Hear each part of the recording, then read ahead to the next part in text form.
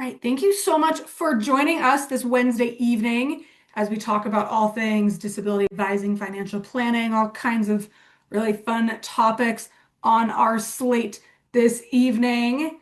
Whoop, I missed a slide. There we go. We were supposed to have three people join us today, so I was going to be one, and then Mark and Tracy were both going to join us as well. Unfortunately, Tracy had a family emergency, and so she will not be joining us. Her slides are attached, so you will get all of her slides tomorrow, and then her contact information is right there as well. So you are welcome to reach out to her with any questions, comments, concerns. She's super happy to be a resource. She just unfortunately could not make it this evening. But we do have Mark, and Mark is a great wealth of information. And so we will hear from him very shortly. Just to kind of let you know, at the very end of this webinar, before you hop off, I have just kind of a 5-question poll that I will launch in Zoom as just a little feedback survey. That's optional. I would love it if you filled it out, but if you don't want to, that's okay as well. And then tomorrow you will get this recording. You will get all of the slides, any other resources as well. So you can expect that tomorrow. And then again, we were supposed to have a little bit of a more robust presentation this evening. It's not going to be quite so robust, but it is still going to be chock full of information. And I promise you will still leave with probably a little bit of your brain's going to feel broken just because Mark has so much great information to share that you're not going to know where to store it all. So maybe it worked out well in the end. So I'm going to give just a super brief intro and then turn it over to Mark so that he can do his thing and share all of the really fun topics that he has for us today. So if you are not aware, Pathways to Inclusive Higher Education is a nonprofit that serves college students with intellectual disability. Today, we are not really going to be talking about that at all. We're going to be talking about the disability community more widely, but not specific to college and not specific to the ID community, because lots of what Mark is going to talk about is just very broadly based to people with disabilities across the board. If you do have additional questions about what IN does, again, those resources I send tomorrow will have all kinds of information about that. And then a lot of it will also include like links to our website. You can respond to me if you have any questions, anything like that. But otherwise, we're going to jump right in because I do know that Mark has lots of things to share with us. So I will stop sharing my screen. Mark, you can take over. And All as soon right. as you're sharing, you're good to go. Okay. Can you see that on the screen that says navigating benefits? We got it. Okay, good. That's the part that makes me nervous every time. I'm like, oh, please let the sharing work. I learned to share in kindergarten. I want to make sure that I practice. First, I'd like to thank Elise, Shayna, and the good folks at IN for inviting me here today to discuss the importance of supplemental needs trusts when planning for your loved one with a disability. My name's Mark Riley. I'm the Community Engagement Specialist for CFPD, which stands for Colorado Fund for People with Disabilities.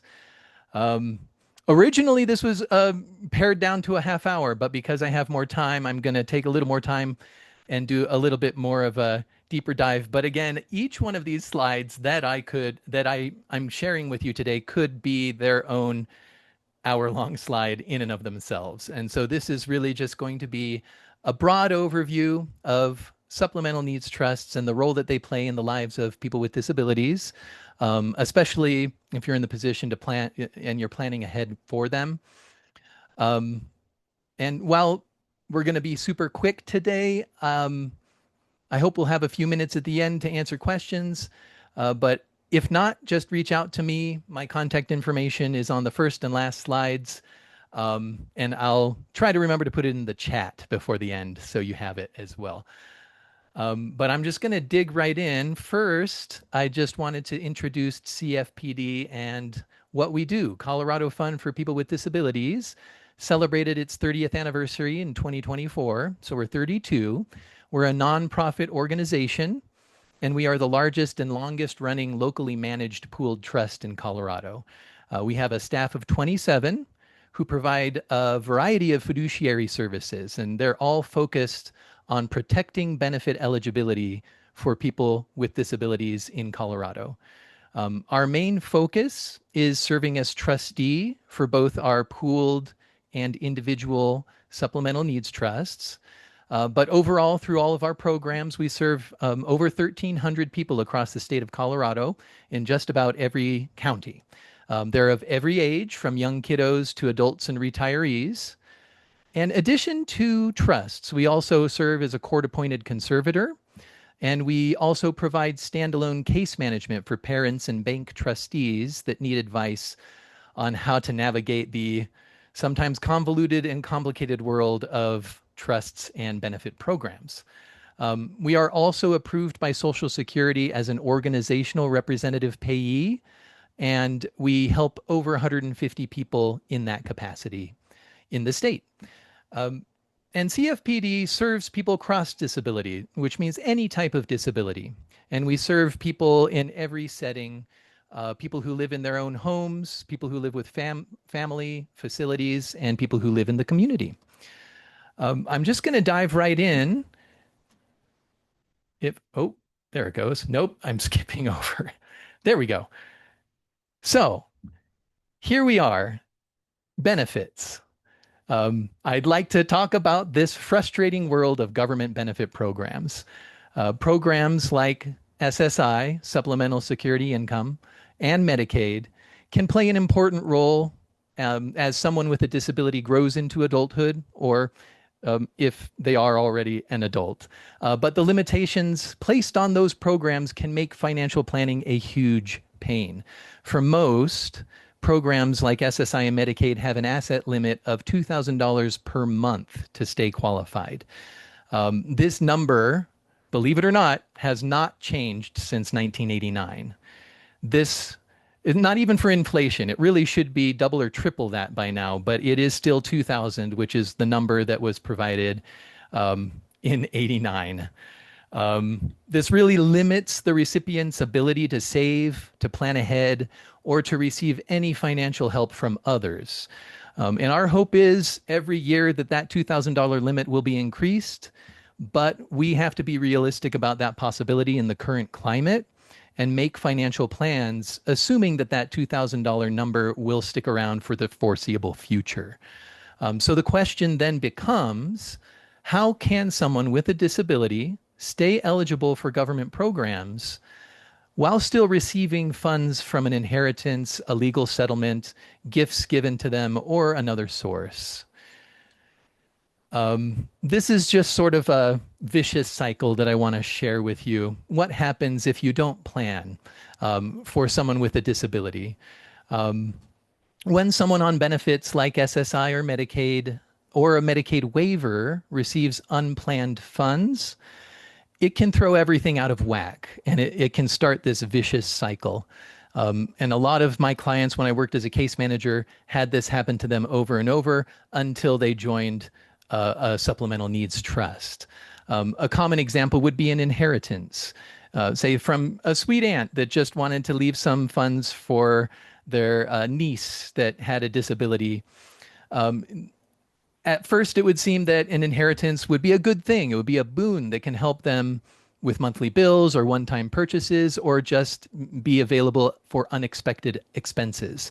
But what seems like a blessing can quickly turn into a curse, because those funds will put them over the programs that they're a part of, the asset limits for those programs. And the moment that a program learns about those funds, the moment that Medicaid or Social Security learns about them, which is part of the process, they have to report those funds, those programs will take action and they'll suspend benefit eligibility because they're over the asset limit. And this is a huge issue for people with disabilities because many of those supports are vital to them, and they need those supports day by day, week by week, month by month. And to regain eligibility, the general advice is to spend the money down as quickly as possible to get below that $2,000 number. And that's an option, but the issue is that it can create this never-ending cycle of financial insecurity where long-term planning is just impossible. And so a great option is a supplemental needs trust. And I want to point out that there are a few different terms for a supplemental needs trust. It's also called a special needs trust or a SNT.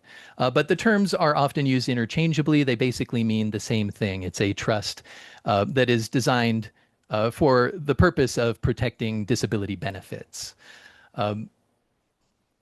An SNT, and I'm going to use the term SNT from now on because supplemental needs trust is a mouthful, and I don't want to end up in a unfortunate tongue twister half of the time here. So SNT is what I'll use from now on. So an SNT is a legal arrangement that enables a person with a disability to receive and use funds to improve their lives, but without disqualifying them for crucial benefits like SSI or Medicaid. Once it's established, the funds in an SNT must be used exclusively for the sole benefit of the individual it was written for. And just as an aside, in the world of trust, the subject of the trust is called the beneficiary. And that's just who the trust is for, who is the concern of the trust, who is going to receive the benefits. And sole benefit also means that the trust can't be used for someone else. It means that the funds can only be used in ways that will directly benefit that person for whom the trust was intended. And this helps make sure that trusts aren't abused or exploited, or a bad faith actor can't come in and just pull the funds out or use the funds for themselves. Another important element of an SNT is that it's irrevocable. And what that means is that once the trust is established, the funds are a part of that trust permanently. They can't be transferred out or cashed out. They could be transferred to a similar pooled trust, but they could never be reappropriated or reused in another way. And this ensures that the trust purpose is preserved and that the beneficiary continues to benefit from the funds throughout their life. So just general and overall purpose of an SNT is to create a way for the beneficiary to enjoy the benefits of the assets of the trust without jeopardizing their eligibility for means-tested programs. And this type of trust is a critical tool when you're planning for the financial future of someone with a disability. I just want to go over very briefly when and why you would need a trust. These are the four main reasons that we at CFPD see someone wanting to set up a trust. The main one is, as I described before, planning for benefits.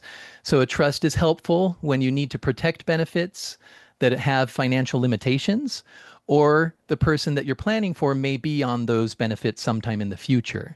So if your child or your loved one is on SSI or Medicaid, or might be sometime in the future, planning around those limitations becomes very important. And an SNT serves to protect those funds so your child can stay below that asset limit because the funds that are placed in an SNT are considered exempt. They are not counted towards the limits of those programs.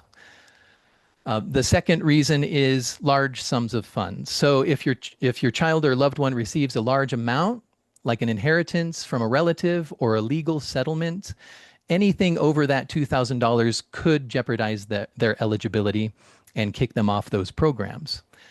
The third reason is financial planning. This is very important for families who are planning for their child's future, because a trust will come into play for them eventually. SNTs are a really useful tool when you want to set aside those funds for your child, say in the form of a will or an estate plan, and you want to provide those funds to them in the future in a way that keeps them on their programs, keeps them eligible, and doesn't disrupt or interrupt their lives. And then the final reason is fiduciary help. The goal of a trust is to protect funds. And a lot of people will join our trust simply because they need an advisor. They need help with things like redeterminations and renewals for their benefits.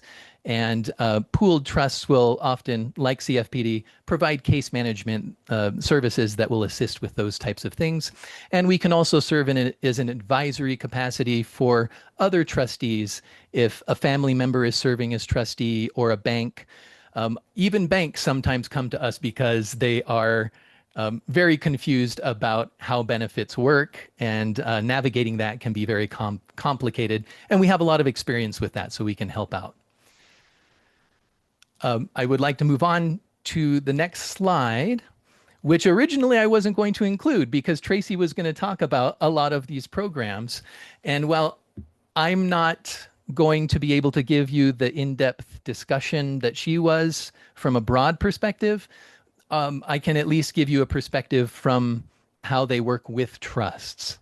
And I included this chart and the next slide, so you have a quick at-a-glance comparison of the most common benefit programs. This one compares Medicaid, expansion Medicaid, and Medicare. And you're probably familiar with these at least a little, hopefully. And I recommend just keeping this chart available as a refresher on the similarities and differences amongst these when they come up, so you can keep track of which program has which characteristics. I'm approaching these from the world of SNTs, and I'd like to emphasize here the importance of a trust for anyone who needs in-home care. On this list, the only service that covers in-home service is Medicaid, not expansion Medicaid or Medicare, but just straight Medicaid will cover in-home services. And if you're a part of Medicaid, you still have to follow that monthly income limit, that $2,000 limit.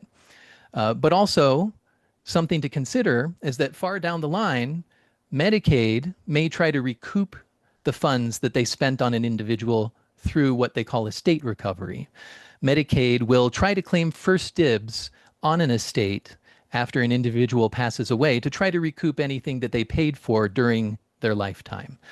So it's necessary for those on benefits or those planning for someone to be on benefits in the future to protect those assets in a trust, particularly if they receive in-home care through Medicaid or may need those services in the future.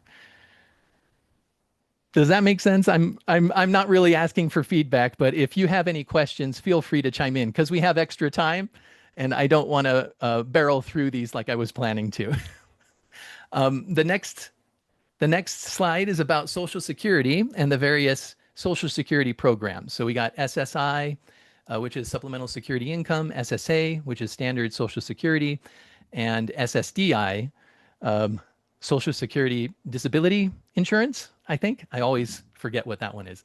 And then the fourth one is SSDAC, which is Social Security Disabled Adult Child.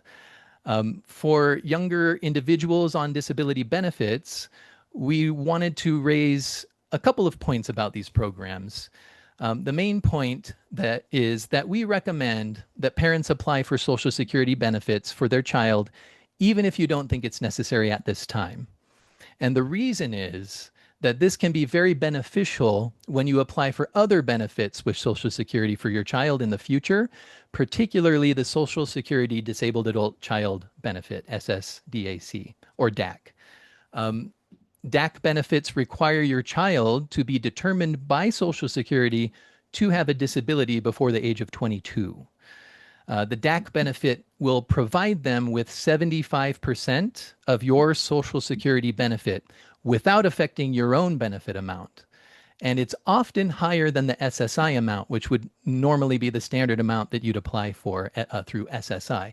In 2026, that's a whopping $994, I believe. And most times the DAC benefit, which is based on your own Social Security, is going to be more than $994, 75%.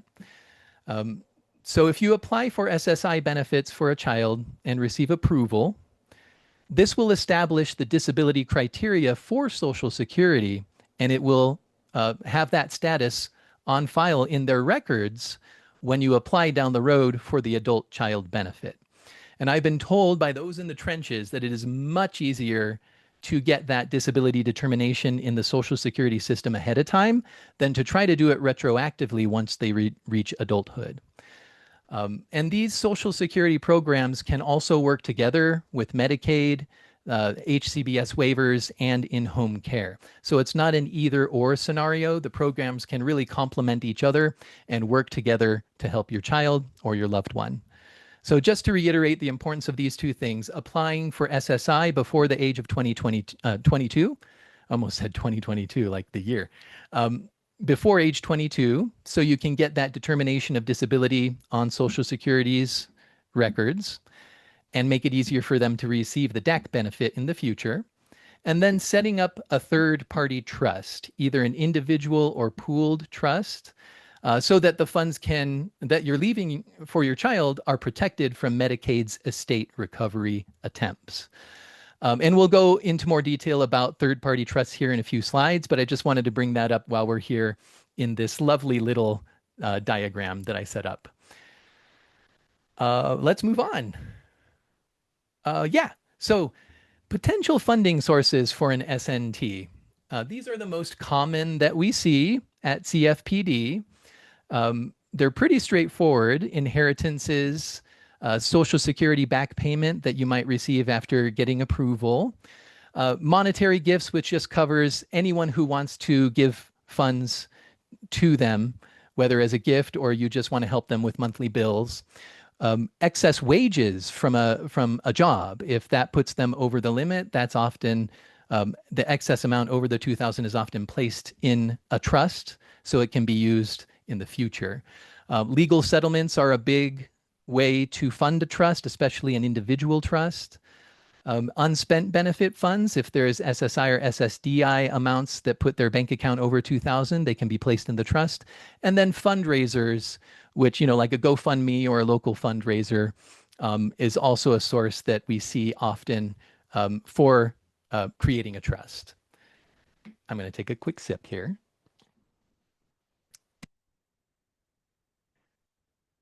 Moving on, I'm going to jump into pooled trusts. And I think I might mention this at a later slide, but I just want to point out the term pooled simply means that a large number of clients are pooling their money together for investment and management purposes. And that's where the term pooled comes from. So it's not a mysterious term. It just means that a large number of people are pooling their funds together. So it makes it easier to receive interest and dividends, gives them more opportunities to diversify the investments, and is also generally less expensive to maintain because the case management and general management fees are spread out amongst a larger group of people. When there's a number of reasons why a pooled trust would be the best option versus an individual trust, which would be written for one person. And the main reason that we see is when there's a need to do something with funds quickly. So time sensitivity is a huge issue for those sometimes that receive unexpected funds and are about to get kicked off their programs. And so when time sensitivity is an issue and it's a race against the clock, a pooled trust can be joined very quickly. And the reason is because pooled trusts like CFPDs have already been approved by Social Security and Medicaid. They've approved the master document, and the person joining the trust is simply joining on to that document as a sub-account. And so it's very easy and very quick. Sometimes we can get somebody into a pooled trust within a week or two if it's super time sensitive. But we have been told at this time, and from our own experience in the last 2 years, Medicaid is taking 6 to 10 months to review individual trusts. And before a trust can be established, before funds can be placed into an individual trust, it must be approved by both Social Security and Medicaid, at least for us to become trustee. And that time frame is bound to get longer and longer as budget cuts are hit and those programs are understaffed. And so a pooled trust can be a big game changer for families when you're up against the clock. It's much simpler because the master document has already been approved. You can just jump right in and join. Another consideration is funding size. Generally, a pooled trust is for smaller amounts. And what I mean by that is the average is about 35,000. A lot of establishment deposits are larger and a lot are smaller, but the average is about 35,000. I know I had somebody that joined with about 200,000, and the smallest was our minimum on my caseload. That I had a gentleman that joined with $1,500. So there's a wide expanse. So there's a lot of leeway depending on the amount of funds. A pooled trust can be a good option. Excuse me. Um, Let me see here. Where are we? Oh, yeah. And I think I mentioned this before. Just the setup and management fees are typically less expensive in a pooled trust. Um, and also, if someone is going to be moving out of state or might in the future, a pooled trust is easier to port to the new state as long as that state's Medicaid program is similar enough to ours in Colorado. And it's also possible in some cases to continue administering the trust from Colorado, even if they're in another state. Again, if the programs are similar enough to where it makes sense. There are additional situations when a pooled trust would be a good option. One of them is when there aren't any family members available or none who want to take on the responsibility to be the trustee. A lot of people are hesitant to do that for practical reasons. They don't have the expertise to navigate benefits and keep copious records in case the programs reach out to audit them, and just don't feel comfortable in the role of determining an allowable versus a non-allowable expense. And likewise, there may be a situation where working with a parent or family member as trustee could cause friction and difficulty and drama within the family. So pooled trusts like CFPDs can relieve this difficulty by offering a neutral professional manager, a trustee, a neutral trustee that that is just looking at the information and is not taking a side. Another advantage is organizations like CFPD, nonprofit organizations, have the ability to provide case management and community supports. We have a lot of resources, a lot of contacts, a lot of sister organizations. CFPD can assist with beneficiaries when they need to do redetermination paperwork, and also connect them with other community services or help them apply for other benefits. And then finally, pooled trust organizations can serve in an advisory role. If a family member does want to be trustee, we can help provide advice and make sure that we guide them through that maze. I think now we're going to jump right into the types of trusts that are out there. There are four. There are two individual and two pooled. So I'm going to go over the first party trusts first. The first is a first party individual SNT. And a good example of using this trust in the real world is an injury settlement. In our example, which is based on a real example, names have been changed to protect the innocent. But Sophia is based on one of our real clients. She was injured at birth and she received a $2 million net settlement. And of course, $2 million is over 2,000. And so something has to be done with those funds. And it would be hard. It would be fun to do a shopping spree with 2 million, but I think it would be more beneficial to use those funds over the decades of her life to improve it and to give her the benefits that that such a large settlement can provide. So in order to keep Sophia eligible for Medicaid and to provide funds to her throughout her life, her parents established a first party individual SNT with us. And an SNT, an individual SNT, is a legal document that is written by an attorney, and it must be reviewed by and approved by Colorado Healthcare Policy and Financing, or HCPF, and also Social Security if they're involved. And this approval ensures that compliance continues with state regulations, and that's crucial to maintain benefit eligibility. If you don't get that approval in place, then Medicaid could simply deny that the trust is eligible or exempt, and we'll just count those funds whether or not we want them to. The trust can be established by the individual themselves, a parent, a guardian, the courts, or even a grandparent. And this is important. There are a few stipulations from Medicaid and other programs themselves. One is that the trust has to be established before the individual turns 65. And that was inherited from HCPUF's regulations, I believe. And then a first party individual trust must include a payback provision. And that's what I had mentioned before. Medicaid wants to be reimbursed at the end of the person's life, if there are any funds left, for the services that they provide throughout their life. So in order to get approved, the attorney must include a clause that makes Medicaid the primary remainder beneficiary for any funds that are left. And then another great characteristic of an individual trust is that the trust document can be tailored to the beneficiary's needs. And so this is important if there are very specific ways that you want the trust to be used for the person with a disability.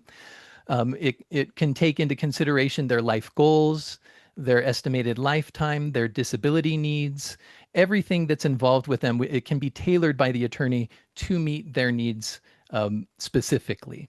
So that is a big advantage of an individual trust written for one person. The next is a first party pooled. And a first party pooled SNT would be a trust established with your child's own funds or your loved one's own funds. The most common example we see are back payments from Social Security, but it may even be something like money from a GoFundMe or from a small inheritance, like, $10 or $20, $30,000. Pooled SNTs are a little different than individual because by law, they must be administered by a nonprofit organization like CFPD. And the reason is to avoid conflict of interest. Our goal is to help the individual to improve their life, to make sure that they are attended to and that the funds are used for them. And we're not looking to make a profit off of that. And a big advantage of a pooled SNT is that the trust document has already been approved. So it's really a great option if time is of the essence. If you need to do something fast, pooled trusts are a great way to do that. And a pooled trust allows for portability from state to state. It will depend on a lot of factors, but it is helpful in circumstances where a move outside of Colorado might be a possibility. You'd want to consider a pooled trust because it's much easier to transfer to that state.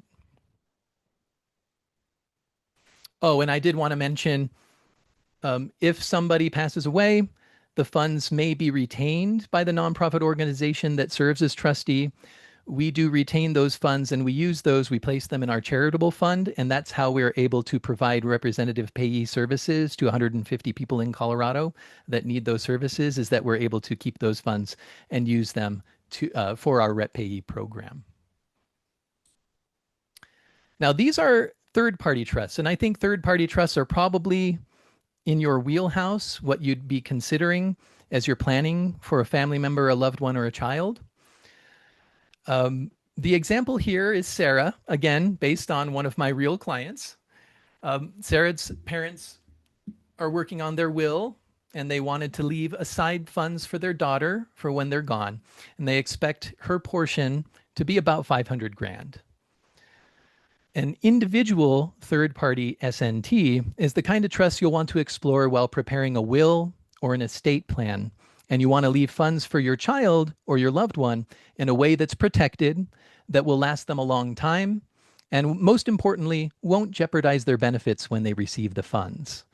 An individual trust will need to be, like a first party, will need to be drafted by an attorney, both first and third party individuals. And that can either be a standalone trust or be a part of a will. It doesn't have to, it can be either or and. One key with a third-party SNT is that there is no Medicaid payback required. The funds were never the beneficiaries to begin with, and so Medicaid can stake no claim on those funds. And this is very important for planning because if somebody leaves funds for someone without stipulating that they should go to a third party trust or establishing a third party trust ahead of time, the funds would have to be first party. Medicaid will require that payback provision. So this is where planning ahead becomes very important. Let's see. Oh, and in a third party trust, a remainder beneficiary can be named and must be named. So if, God forbid, the beneficiary dies, instead of Medicaid receiving the funds, whomever is named as the remainder beneficiary will receive the funds instead. It could be a sibling, another relative, a close friend, or even an organization can be named. And they will be the ones to receive any leftover funds at the end of the beneficiary's life instead of Medicaid. And this is very important if you want to um, create a family legacy. If you want to make sure that the money that is provided to your loved one continues in the family and can still benefit somebody that is, in your family, a loved one, someone important to them. And then the fourth type is a third party pooled. So we have first individual, first pooled, third individual, third pooled. And this is also based on one of my previous case beneficiaries on my caseload, Dan. Not his real name, but I know Dan well. His parents wanted to set aside some money for him each month to help him pay for his bills so he can get used to paying for someone else to pay those services when they're no longer there. And he also needs help with his redeterminations for Medicaid and make sure that he stays housed. Third-party pooled trusts are similar to third-party individual in some fundamental ways. First, there is no Medicaid payback provision that's necessary, and remainder beneficiaries can be named for leftover funds. And this can give families peace of mind, knowing that funds will not be reclaimed by the state down the line and that they'll continue to benefit someone in the family.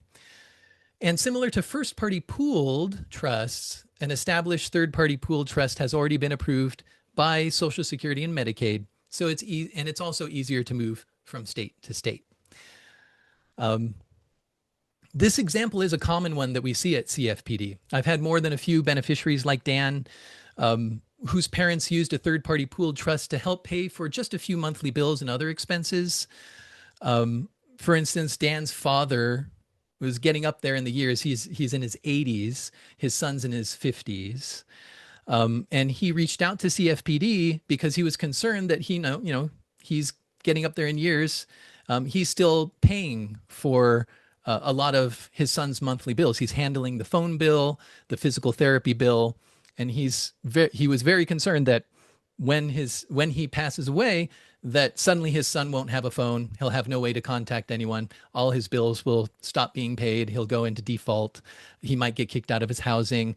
His Medicaid will lapse and not be renewed. And so he reached out to us and established a trust with about $25,000.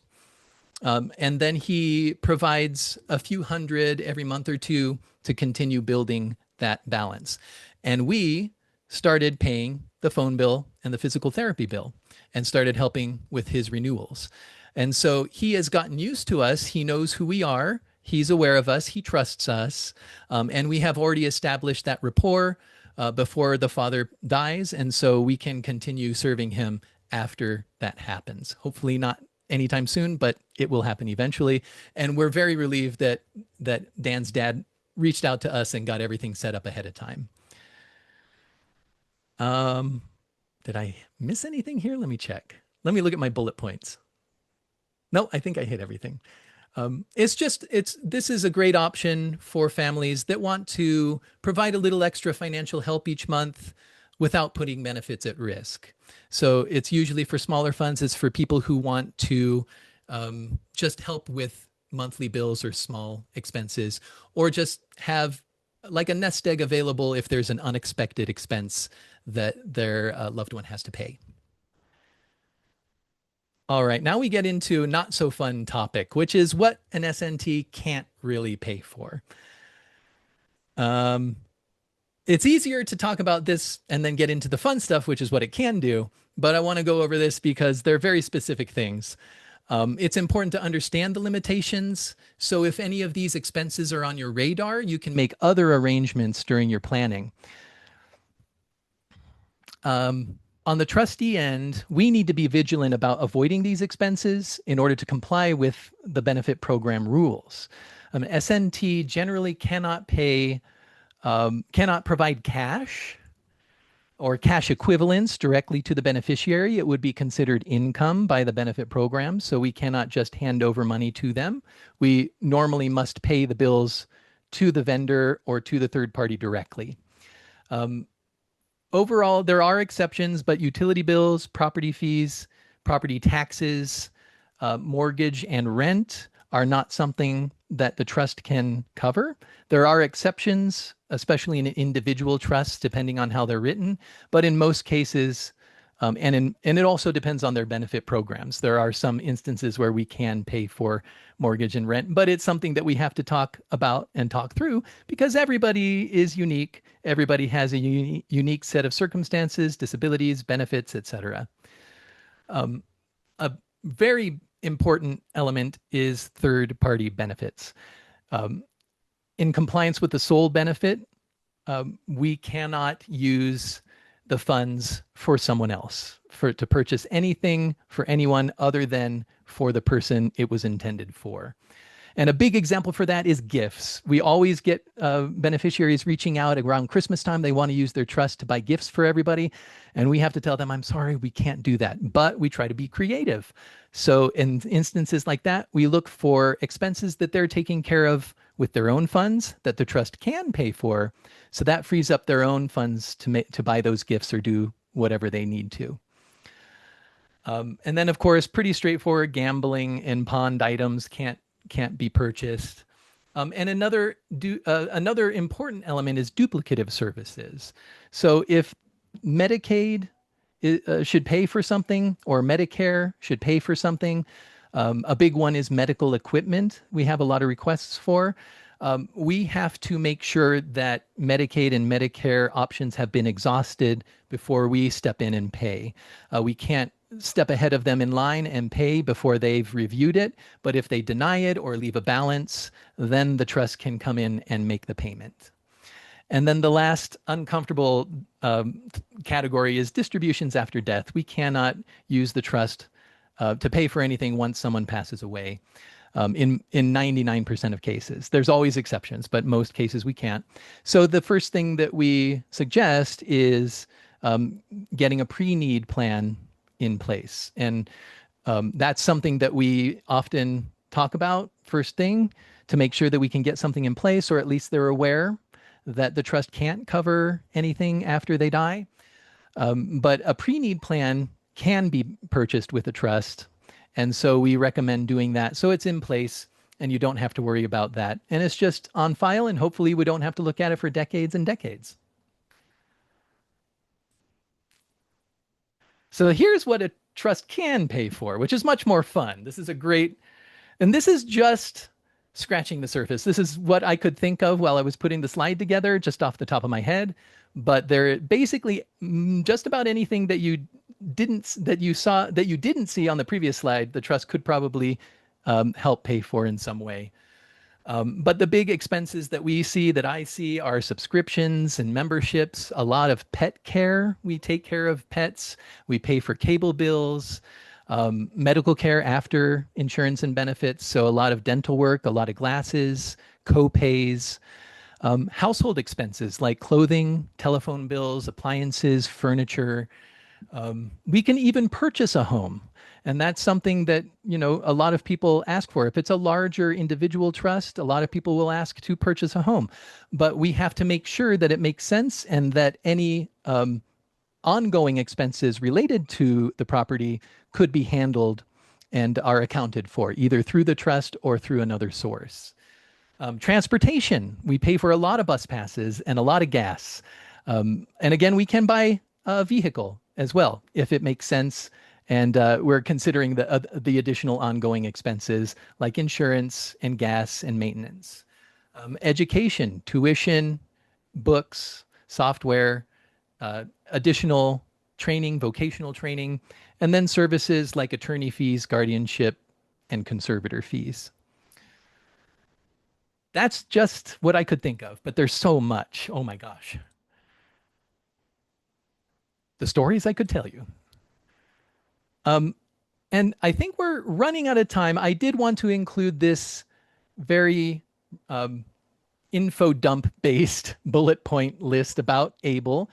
ABLE accounts are a great additional option, or depending on the circumstance, instead of a trust. But most of the people that I work with who have ABLE accounts have, they have both an ABLE and a trust. ABLE stands for a better life experience. It's very similar to college savings accounts, the 529 plans. And that is the kind of account that can help with rent. And so if rent is something that is on your radar that needs to be paid for someone with a disability, an ABLE account is a great alternative.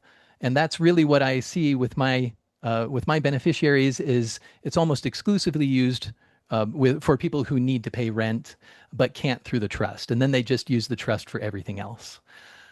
But this is just a good background for ABLE accounts. If you're looking into that, you can just use the information here to kind of refresh your memory and look into that if it's something you think would be beneficial. And the last slide, there we go. The last slide is really just a list of additional supports to consider. These, I'm sure you're aware of most or all of these already, but I can tell you everyone that I work with has, in addition to the trust, at least one or more of these supports in place. A trust alone, an SNT, is not going to be enough in most cases. And so we work with guardians and rep payees and conservators and powers of attorney and advisors through supported decision making. We have a form that the beneficiary or the guardian can sign, and those whom they list on the form can serve as advisors and follow up with us and make requests on behalf of the beneficiary. But yeah, I mean, that's really the bottom line with supplemental needs trusts. When we do all the boring paperwork and all the background and the research and making sure that we're complying with all of the benefit programs, and we use the trust to pay the bills, it's really done to free your loved ones up so they can thrive and pursue their passions and live their best lives. And so that's really the point of a trust, is to make sure that, people are living up to their potential and that people with disabilities have the same opportunities as everyone else. And I think that's the end. That's the end of my presentation. So this is my information. Um, I think that's all. Yeah. I just want to thank you for your time and attention today. If you have any questions, I'm happy to answer them. Otherwise, you can always follow up with me when you think of something, or if you want to have a conversation with me, just email me or give me a phone call, and we can continue the conversation. And you can see I'm a sweaty mess. Oh my gosh. I'm just sitting here talking and I worked up a sweat. I don't have to do cardio today. That was great, Mark. There's a question in the chat. What Yes. happens when an individual no longer gets job support services through the Ticket to Work program? That is a great whoa. That is a great question. And I don't know. I think Tracy might know that answer. And this is the challenge for me. I was hoping that Tracy and I could be like a dynamic duo. I would be the Robin to her Batman because she knows a lot more about those programs than I do. And so I'm hesitant to answer, but I can look into that and follow up. If you want to email me or give me your email address, I can follow up and find out for you.